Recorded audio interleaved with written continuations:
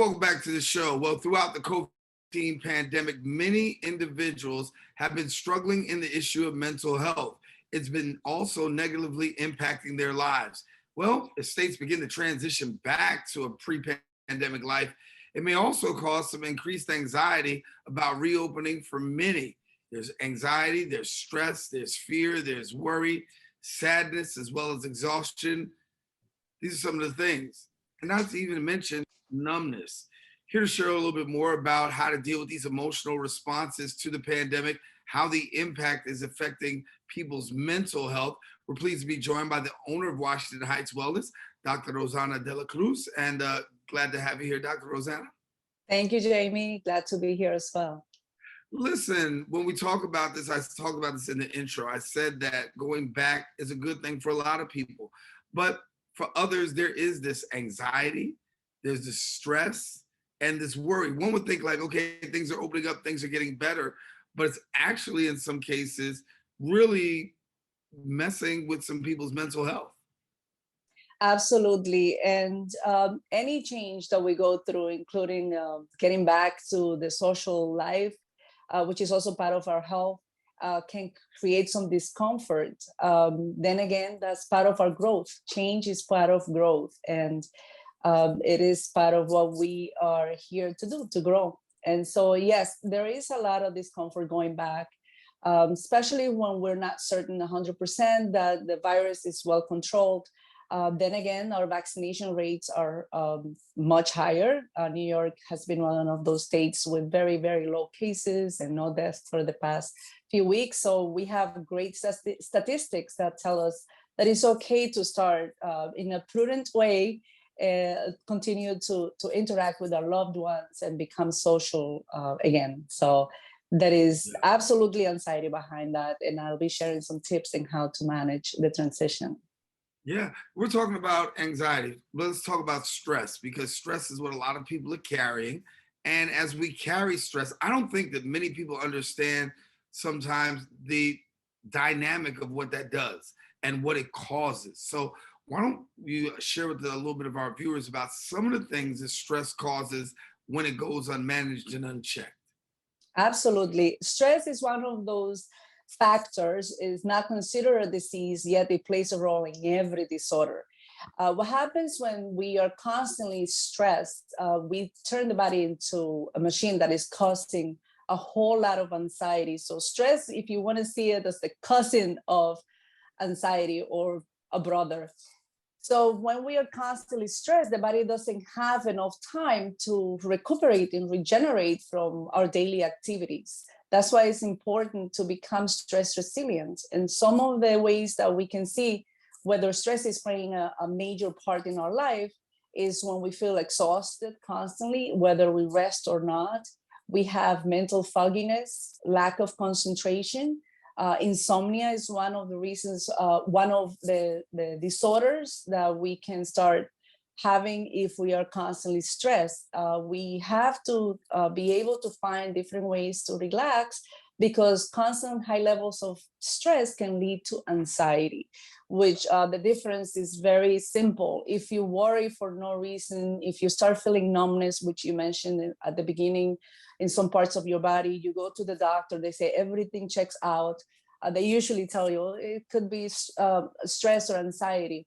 So once you start experiencing the physical symptoms of stress, it's already merging into anxiety. So we're definitely going to have some physical symptoms once we continue to lead a life with high levels of stress. Yeah. And a little earlier, we talked about how to get back into the workplace, because that's a big stressor. How do I get back into the workplace? How do I get back into this normal routine? It might be the kids going back to school. Yes. It might be simply me just going back to doing what I normally used to do.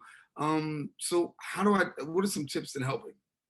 Well, here in New York City and New York in general, the state, we are faced with so many factors. We have to work. This is one of the states where people live a fastest life, and I would say a highly stressed life because of all the moving parts. Our transportation system is, a whole state is meant to live a life with a little bit higher speed than other places. So the first thing that I recommend my patients is to really start the day with mindfulness. So whether it's 5 minutes, even before you get out of bed, to just really sit there and have an intention on how the day is gonna go. Have a plan for hydration. It's been proven that dehydration can increase high levels of stress and anxiety, because if our body doesn't have enough hydration, which most of our body content is water, then what happens is that we can feel more fatigue, more sluggishness, and yet we still have to do everything that we have to do. So it's pushing the body to do more when we're actually not giving the body what it needs. As well as making sure that we go into bed at a specific time at night. Even if we don't feel sleepy, we have a routine. We do it for our kids. So now we have to parent ourselves and make sure that we get in 7 to 8 hours of sleep. And most importantly, always prioritizing self-care. And what that means is really looking for things that bring you joy. We always trying to play a part and do what we have to do as adults. It also is important to keep our self-care and our joy in check. What brings us joy? And dedicating some time daily or weekly to spend time having joy, whatever that means to that person. Some people may love dancing, some people may love singing, or just spending time with the family. So prioritizing self-care and is one of the best ways to manage anxiety. And understand that above all, we are humans and we are resilient.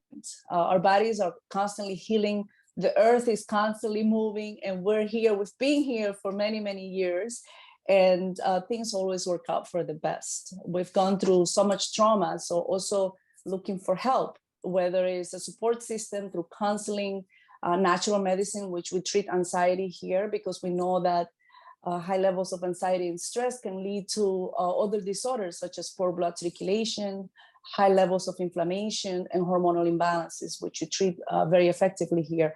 So most important, most of the stuff that we can do for self-care, we can do on our own, making sure that we also staying active. Because although sometimes we don't have enough energy to stay active, just taking a quick 15 minutes walk after work can really give us a boost of oxytocin, which is a substance that we create that makes us feel happy and more relaxed. Yeah. And for many people, obviously, self-care is not first on the priority list, especially if you work a highly stressful or a highly demanding job, or your life just really takes you to a place where you're filled with responsibilities. You gave some ideas about self-care and really how important that is. Are you finding that more and more people are now moving to that place of self-care, particularly after COVID-19? Because there has been an awareness shift.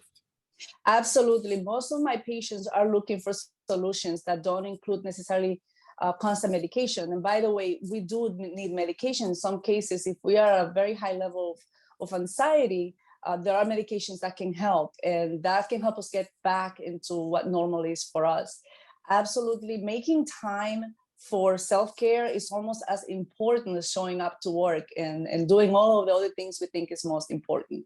I can tell you from a personal experience, in my past, I led a life that was very stressed out, and self-care came last if there was any time available. And I have learned throughout the years that if I don't care for myself, I will not be as productive. And also I won't be able to help others. So that includes, in our case, our family members. We all have people that we want to be part of their life.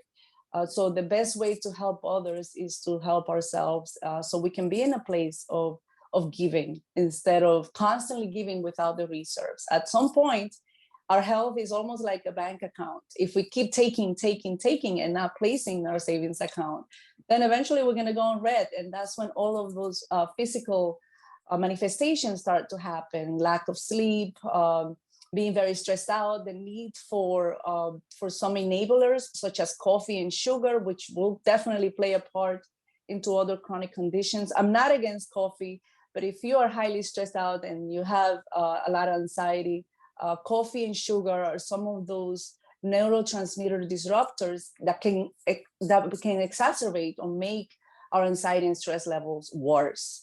And it's important not to use those as enablers. Yeah. As enablers to help us do more instead of just taking our time, making sure that we're hydrated, that we're sleeping well, that we are loving ourselves. We are all with God. We are within our own skin 24 hours.